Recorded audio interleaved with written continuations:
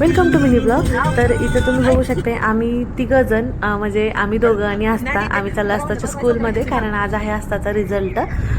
तर तिकडेच निघालो होतो. हे बघा, आस्था आमची झोपेच्या मूडमध्ये आहे, तर तिला म्हटलं झोप आता.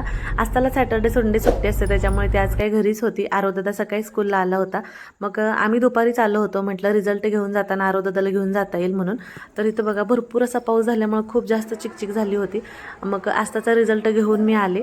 तर आस्थाला 97% मार्क्स मिळालेले आहेत आणि खरंच एक आई वडील म्हणून किती अभिमानाची गोष्ट आहे हे मी सांगू नाही शकत तुम्हाला.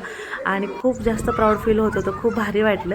आणि मग आलो, आरोदादाला घेतलं आणि मग लगेच आलो बाहेर. इथं यांचं थोडं गार्डनिंगचं काम सुरू होतं, तर तिथं थोडंसं शूट घेतलं आणि निघालो आम्ही लगेच. तर आस्थाला खूप जास्त भूक लागली होती, त्याच्यामुळे मग म्हटलं चला काहीतरी खाऊया. तर आरोचे पप्पा म्हणाले जाऊ पंढरपूरला, म्हणून आम्ही आता तिथून निघण्याच्या तयारीतच होतो. ग्राउंडवरती पण बघा बस सगळ्या निघायच्या तयारीत आहेत. किती असं सगळं चिक्कल चिक्कल झालं होतं सगळं. आणि तसंच मग आलो आम्ही पटकन इथं पंढरपूरला आणि जोगेश्वरी मिसळमध्ये आलो होतो मिसळ खायला. म्हटलं बाहेर असं पावसाचं वातावरण होतं, म्हणजे पाऊस सुरूच होता बारीक बारीक. त्यात म्हटलं चला गरमागरम मिसळवर मस्त असा ताव मारूया. तर आम्ही चौघांनी असा ताव मारला मिसळवरती. चौघांनी म्हणजे आस्थाला नाहीच आवडत आहे, त्याच्यामुळे आम्ही तिघांनीच खाल्ली. आस्थाने कोल्ड कॉफी घेतली आणि मग मस्त असं तिथून आम्ही निघालो. रोड क्रॉस केला आणि पटकन येऊन गाडीमध्ये बसलो आम्ही.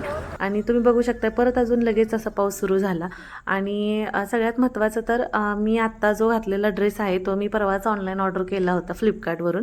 तर ह्याची क्वालिटी म्हणाल तर एक नंबर आहे. तुम्हाला जर हवा असेल तर वरती स्क्रीनवरती मी प्रोडक्ट टॅग करते, तर तिथून तुम्ही मागवू शकता.